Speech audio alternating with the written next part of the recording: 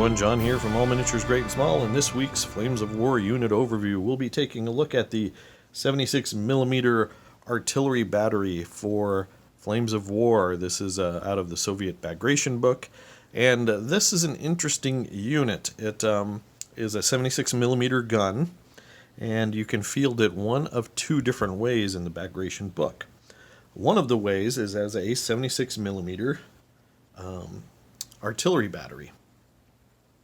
And when it's an artillery battery, you have, it's hit on a 3, a 4-up save, 4-up motivation, 4-up for trained, and a 5-up assault.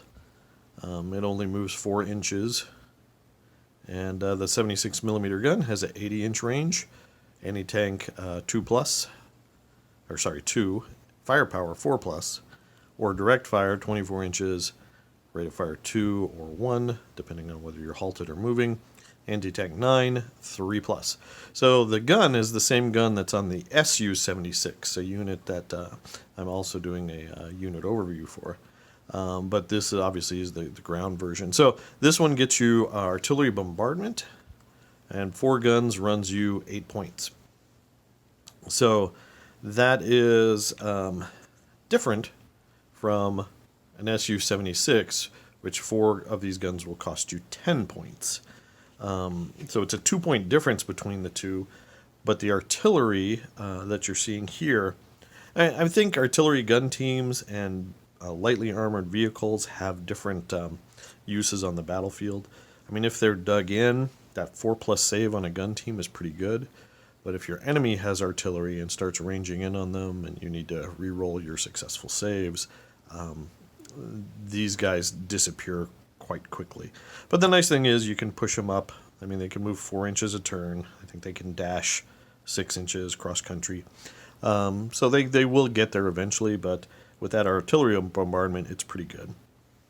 Now, there is normally I don't talk about command cards, but there is an important command card that works with these guys, and it's called Under the Cover of Smoke, I believe.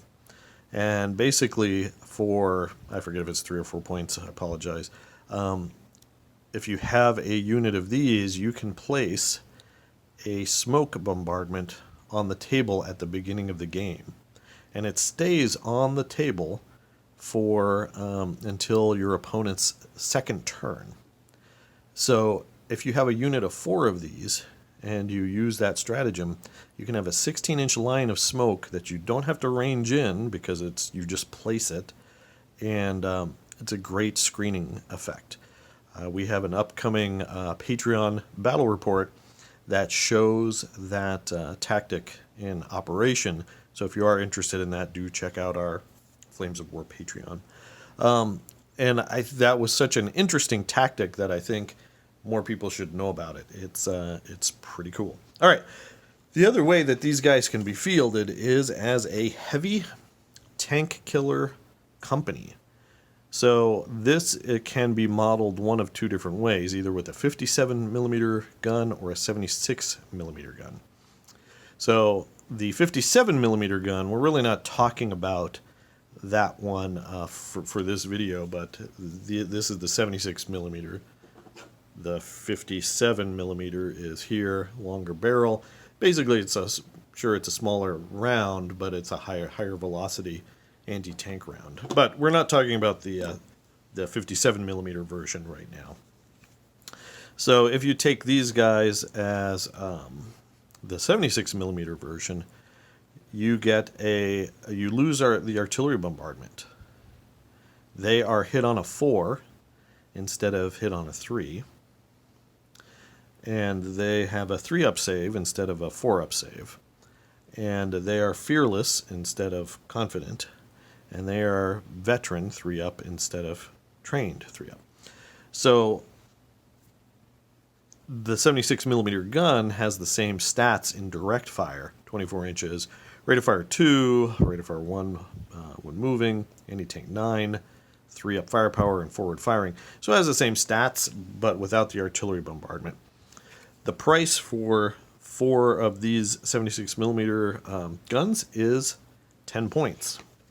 So it's more expensive than the 76 millimeter artillery battery. But for those 2 points, you are losing your artillery bombardment, but you're gaining on your hit on a 4, a better save, a better motivation, and a better skill. So that's going to be a toss-up whether you want to pay that or not. So it's an interesting toss-up. It also puts these guys on par with these guys, the Su-76, but this has a bombardment for 10 points. These don't. So I think the big selling point for these guys would be that they're hit on 4s, so they're basically veteran anti-tank guns. But they are, they're limited use though. Yeah, they're hard to hit with a better save, but the best they'll ever do is anti-tank 9. So you can't count them to hold the line against, Panthers or Tigers. They just don't cut it against front armor. And unlike something like the Su-76, you're not going to be flanking heavy tanks unless they make a colossal blunder. So I'm not sold on the 76 millimeter version of the heavy tank killer version. I think the 76 millimeter artillery battery version is a much better bang for your buck and pretty cool to look at. So there you go, guys. How can you field these in battle? Well, normally they are just support. You pick them up as support for pretty much any formation. When you're talking about 8 points, they're pretty easy to fit into a list, and particularly if you're using that smoke bombardment command card strategy, you can really protect your force with a unit like this. So, what do you guys think about the 76 millimeter artillery? Am I missing something about this heavy tank killer company that I'm not seeing that you guys do? What do you think between those two, which is the superior? As always, we would appreciate a like and subscribe here on YouTube. Also click that bell so you receive notification when we publish new content. You can also check us out on Facebook at All Miniatures Great Small. If you like our Flames of War content, please do check out our Flames of War Patreon. I'll leave a link in the description below, where we have patrons have access to a Flames of War battle report that's exclusive to them every month. So you can check it out and see these guys in action. As always, though, thanks for watching and keep on warging.